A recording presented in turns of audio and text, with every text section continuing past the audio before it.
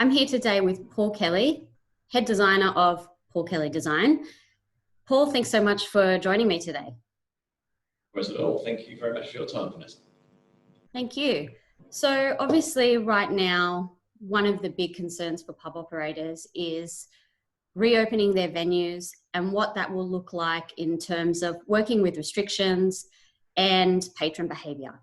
So my first question to you is, in the short term, as we still have restrictions and maximum capacities that we can trade with, how will operators have to rejig their venues to work within those parameters?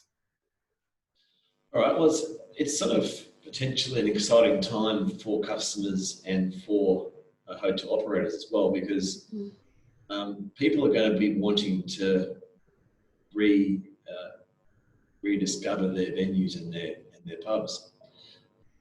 What I think the difference is going to be, it's not just the fact that there's limitations of population, but I think people's expectations have changed a bit.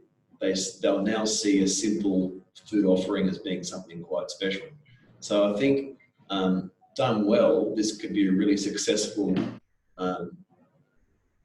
introduction to a lot of people who wouldn't really have enjoyed a pub as much as they possibly will now. And hotels, by providing that really nice hotel pub welcoming experience, I think that this could be a really nice rebirth of the hotel industry. Yeah, fantastic. That's a great way to think about it. And then in the sort of medium to long term, as we lose some of these restrictions and then hopefully move to a normal trading environment, we're still going to be faced with patrons that are a little wary of being in spaces with so many other people. What can operators do to sort of counter that wariness and make patrons feel comfortable? I remember when this whole COVID-19 thing first started, and we were looking at a hotel in Newcastle, and the owner said, "Oh, people aren't going to want to sit next to each other in gaming rooms." And I thought, wow, that's an odd thing to say. But the guy was bang on. People are not going to want to sit so closely to anybody they don't know, whether it be standing in a urinal, playing a game machine, in a tab. They're just not going to want it. And that could be around for a couple of years. Yeah, really, until someone finds a cure for this disease, people are going to be very, very wary about these spaces going forward. We developed a product called Gaming Guard, which is for gaming machines. So what it allows gaming rooms to do, it allows gaming rooms to operate to their fullest potential in a concise environment, whilst an acrylic shield both sides. They can see the person. They certainly feel safer than being directly next to them. So I think the long-term viewpoint, point of view is going to be, we need to respect that people are going to be damaged from this situation. Whether we deal with them in a positive way is going to determine if they'll come back to our venues. Hotels need to make money. We can't have this 1.5 metre spacing thing forever. It's just not going to be economically viable. So I think being smart, offering limitations on seating, for example, on times of the day to spread out the intensity.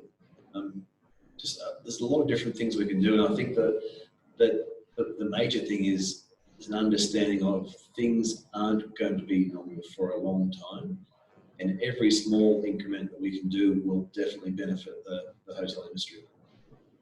Absolutely. And besides your traditional design work, you've also done a lot of consultancy work around food and beverage offerings. What do you think patrons will be looking for when they can return to pubs in significant numbers? We're lucky enough to do a few different sectors. We do a lot of work in the hotel industry as well, as far as restaurants, casino, bits and pieces. So I think one area of the market that we're really going to see some really nice growth in is in the experience, developing the experience. It's not going to be so much about design, even though I've got an amazing design company. It's going to be more about the experience. I think people are going to be going out less, but possibly spending a little bit more than what they would have done, whether that be spending their time more, because people have been, you know, things like desserts. I think everyone's going to have dessert these days. You know, entrees, main course, 3-course meals. You know, that greed that people have been taken on a bit of a journey that has meant that they had to cook for themselves. And like I said, you can only do so much with mince. So I think you know, giving people the opportunity to extend their tastes and try different things in environments that the environment hasn't changed, but the offer and the experience and the interactivity between the patrons and the employees, I think that's going to be the difference between a successful venue in this next 2-year period and an unsuccessful venue. Well, Paul, thank you so much for your time and your input. Really appreciate it. Thank you very much. All right, speak soon. Bye. Yeah, bye.